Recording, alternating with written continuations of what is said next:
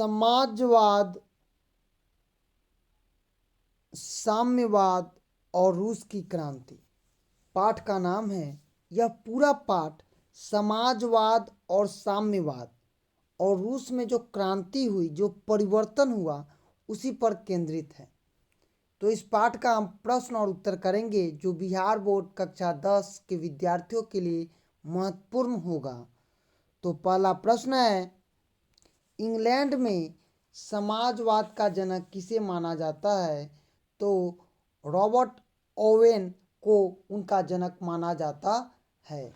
आगे प्रश्न है प्रथम इंटरनेशनल की स्थापना हुई थी लंदन में। तीसरा प्रश्न है 1917 की पहली रूसी क्रांति को किस नाम से जाना जाता था? तो इसे हम फरवरी क्रांति के नाम से जानते थे। चौथा प्रश्न है रूस की बोल्शेविक क्रांति का नेतृत्व किया लेनिन ने। पांचवा प्रश्न है 1917 की रूस क्रांति के समय किस जार का शासन था? तो निकोल द्वितीय का शासन था। छठा प्रश्न है साम्यवादी घोषणा पत्र के लेखक थे कार्ल मार्क्स। सातवां प्रश्न है अप्रैल थीसिस किसके द्वारा तैयार किया गया था? तो लेनिन के द्वारा इसे तैयार किया गया था। आठवां प्रश्न है युद्ध और शांति नामक पुस्तक के लेखक हैं टॉल्स्टॉय। नौवां प्रश्न है नई आर्थिक नीति नेप का जन्मदाता है? तो उसे लेनिन को माना जाता है नेप के जन्मदाता के नाम से। और लाल सेना का गठन किया था ट्रॉस्की ने। किसने किया था? ट्रॉस्की ने। चेका क्या है? तो यह विशेष पुलिस दस्ता है। आगे प्रश्न है लेनिन ने वेस्टर लिटोक्स की संधि 1918 में किस राष्ट्र के साथ की थी? तो जर्मनी के साथ की थी। आगे प्रश्न है विश्व में साम्यवादी शासन की स्थापना सर्वप्रथम किस देश में हुई थी? तो रूस में हुई थी। खाली स्थानों को पूर्ति करना है। क्रीमिया युद्ध में रूस की पराजय हुई थी। दूसरा प्रश्न है दास कैपिटल के लेखक हैं कार्ल मार्क्स। तीसरा प्रश्न है लेनिन बोल्शेविक दल का नेता था और लेनिन का जन्म 10 अप्रैल 1870 को हुआ था। पांचवा प्रश्न है लेनिन का उत्तराधिकारी स्टालिन था। छठा प्रश्न है कार्ल मार्क्स का जन्म हुआ था जर्मनी में। कहाँ हुआ था? जर्मनी में। सही गलत करना है। सेंट साइमन स्वप्नदर्शी समाजवादी था। सही। सोशल डेमोक्रेटिक पार्टी की स्थापना रूस में की गई थी। गलत। रूसी क्रांति के समय रूस का शासन जार अलेक्जेंडर द्वितीय था। ये भी गलत है। चौथा प्रश्न है नारोदनिक आंदोलन रूस में हुआ। सही बात है। और कॉमिटर की स्थापना लेनिन ने की थी। ये भी बात सही है। अब हम इन प्रश्न उत्तरों को आगे की ओर ले जा रहे हैं। तो पहला प्रश्न है, यहाँ पर देखिए सारणी के साथ प्रश्न दिया हुआ है। इंग्लैंड में समाजवाद का जनक किसे माना गया है? तो रॉबर्ट ओवेन को माना गया है। दूसरा प्रश्न है 1867 में दास कैपिटल का प्रकाशन किसने किया? कार्ल मार्क्स ने किया। और तीसरा प्रश्न है आतंकवादी निहिलिस्ट आंदोलन किस देश में हुआ था? तो रूस में हुआ था। चौथा प्रश्न है रूस में नई आर्थिक नीति किसने लागू की थी? तो लेनिन ने की थी।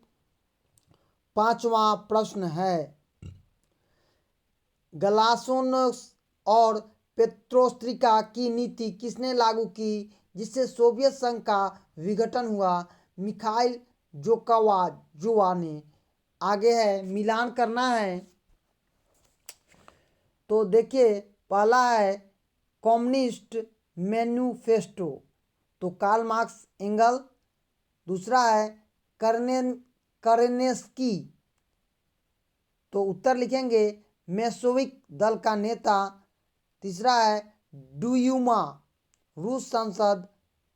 चौथा है गलासनोसस मिखाइल गोर्बाचोव और पांचवा है फौलादी पुरुष स्टालिन। अब हम प्रश्न उत्तर की ओर चलेंगे। रूस के सम्राट को क्या कहा जाता था? तो रूस के सम्राट को उस समय जार कहा जाता था। आपसे बार बार यह क्वेश्चन पूछा जाता है, जार का मतलब क्या होता है? तो रूस का सम्राट भी होता है। दूसरा प्रश्न है, रूस में किस राजवंश का शासन था? तो रूस में रोमनों वंश का शासन था। तीसरा प्रश्न है, रूस की संसद का क्या नाम था? तो रूस के संसद का नाम ड्यूमा था। चौथा प्रश्न है, रूस में कृषि दासता की प्रथम किस वर्ष समाप्त हुई? तो रूस में कृषि दासता की प्रथा 1861 ईस्वी में समाप्त हुई। आगे प्रश्न है पांचवा, रासपुटिन कौन था? उत्तर लिखेंगे, रासपुटिन एक बदनाम और रहस्यमय पादरी था। उस समय पादरियों को भगवान की उपाधि दी जाती थी। छठा प्रश्न है, माँ उपन्यास के लेखक कौन थे? तो गोर्की। और सातवां प्रश्न है, खूनी रविवार के विषय में आप क्या जानते हैं या पता है?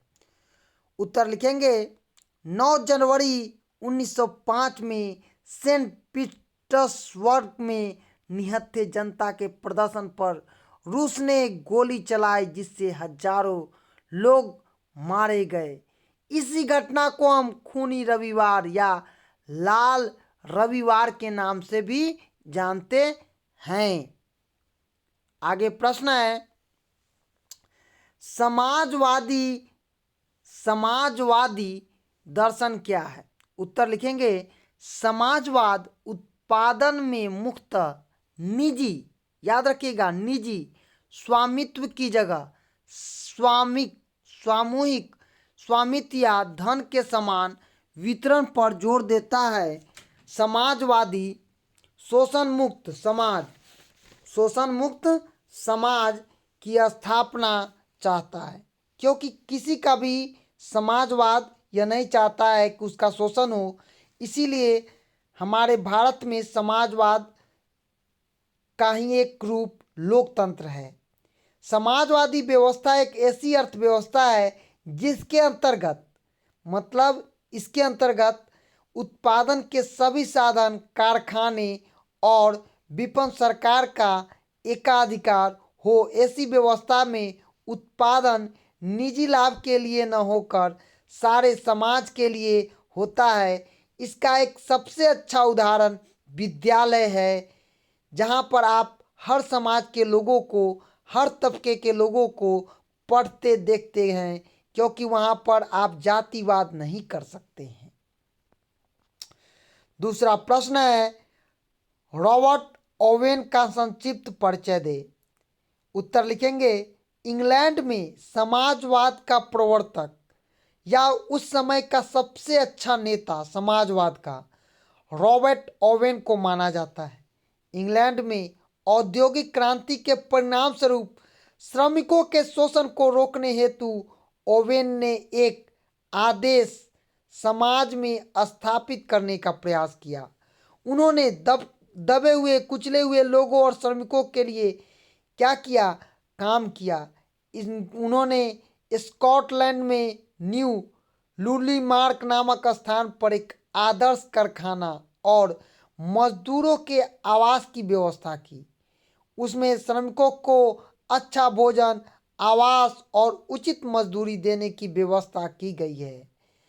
श्रमिक की शिक्षा, चिकित्सा की व्यवस्था की गई है।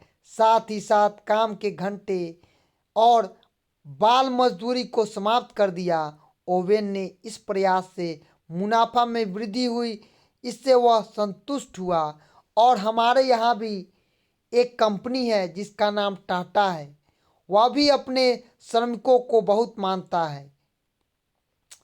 तीसरा प्रश्न है, कार्ल मार्क्स के विषय में आप क्या जानते हैं? उत्तर लिखेंगे, समाजवादी विचारधारा को कोई अगर आगे की ओर ले गया है तो वह एकमात्र नाम है कार्ल मार्क्स, जो कि 1818 और 1883 की महत्वपूर्ण भूमिका है। कार्ल मार्क्स का जन्म जर्मनी के राइन प्रांत के टियर नामक एक यहूदी परिवार में हुआ था। कहाँ हुआ था? तो यहूदी परिवार में हुआ था। मार्क्स पर रूसो और मोस्टोक्यू हिगले का विचार का गहरा प्रभाव पड़ा। मार्क्स ने एंगल्स ने मिलकर 1848 में कम्युनिस्ट मैनिफेस्टो और साम्यवादी घोषणा पत्र प्रकाशित किया। मार्क्स ने ही पूंजीवाद की घोर आलोचना की और श्रमिकों को हक की बात की, और उन्होंने उठाया मजदूरों के हक की बात की और उसके लड़ने से प्रेरित किया गया। उसने नारा दिया, दुनिया के मजदूरों एक हो जाओ। और यह नारा किसका है? तो कार्ल मार्क्स का। वह अपने प्रख्यात पुस्तक दास कैपिटल, आपसे पूछा जा सकता है कि कार्ल मार्क्स की रचना कौन है, तो दास कैपिटल। इसका प्रकाशन कब हुआ? तो 1867 में हुआ। समाजवादियों का बाइबल कहा जाता है। और किस पुस्तक को समाजवादियों का बाइबल कहा जाता है? तो याद रखिएगा, दास कैपिटल। किसने लिखा था? कार्ल मार्क्स ने।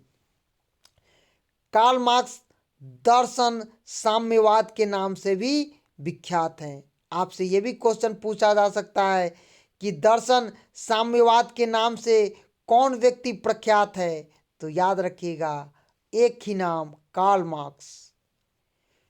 चौथा प्रश्न है, 1917 ईस्वी की क्रांति के समय रूस में किस राजवंश का शासन था? इस शासन का रूप क्या था? उत्तर लिखेंगे। 1917 ईस्वी में क्रांति के पूर्व रूस में रोमनोव वंश का शासन था। इस वंश के शासन का स्वरूप स्वेच्छाकारी राजतंत्र था। इस वंश के शासकों ने स्वेच्छाचारी राजतंत्र की स्थापना की। रूस का सम्राट जार कहा जाता था, जो ईश्वर का प्रतिनिधित्व समझा जाता था। वह सर्वशक्तिमान होता था। राज्य की सारी शक्ति उसी के हाथों में केंद्रित थी। उसकी सत्ता पर किसी का नियंत्रण नहीं था, और राज्य के अतिरिक्त वह रूस की चर्च का भी प्रधान माना जाता था।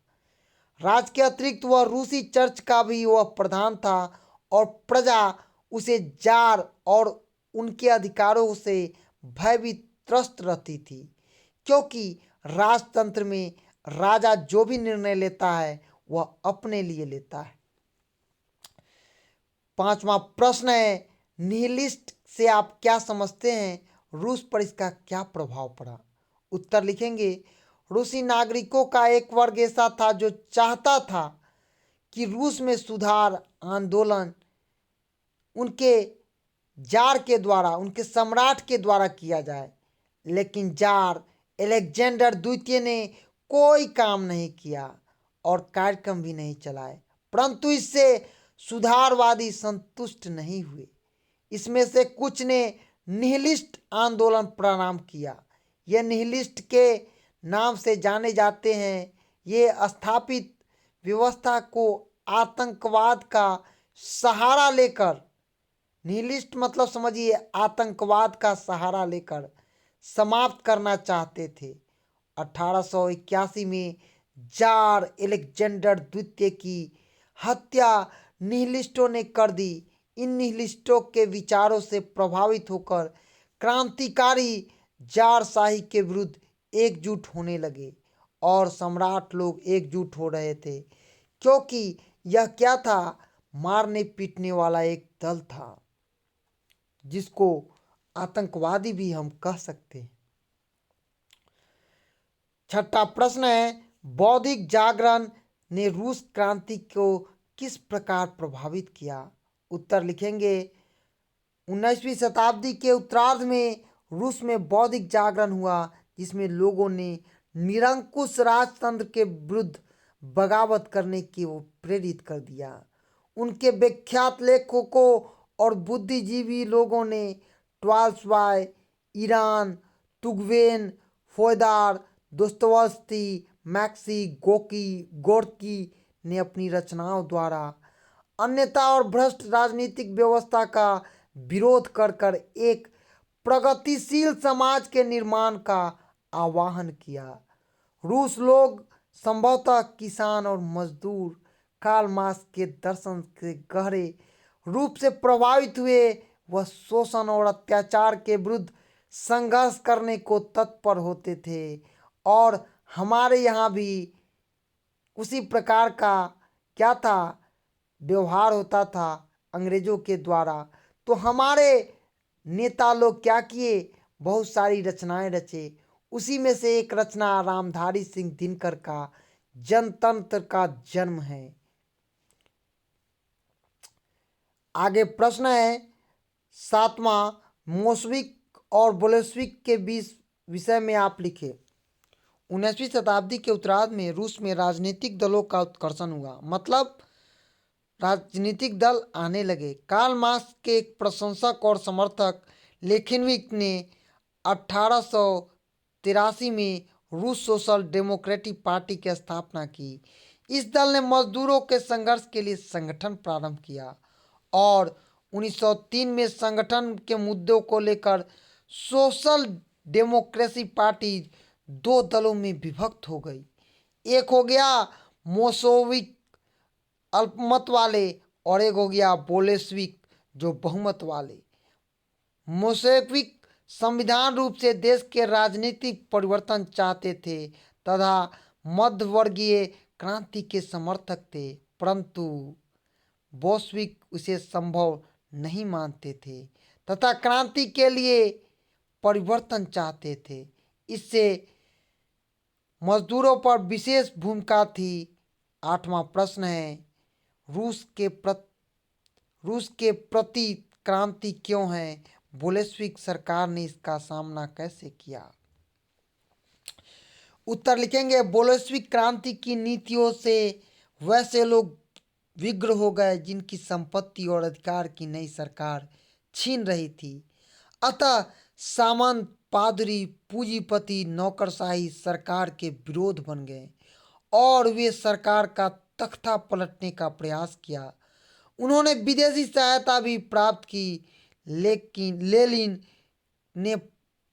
ने प्रतिक्रांति का कठोर पूर्वक दमन करने का निश्चय किया। इसके लिए उन्होंने चेका नामक एक विशेष पुलिस दस्ता का गठन किया। इसने निर्ममपूर्ण हजार जो षड्यंत्र रचते थे उन लोगों को मौत के घाट उतार दिया।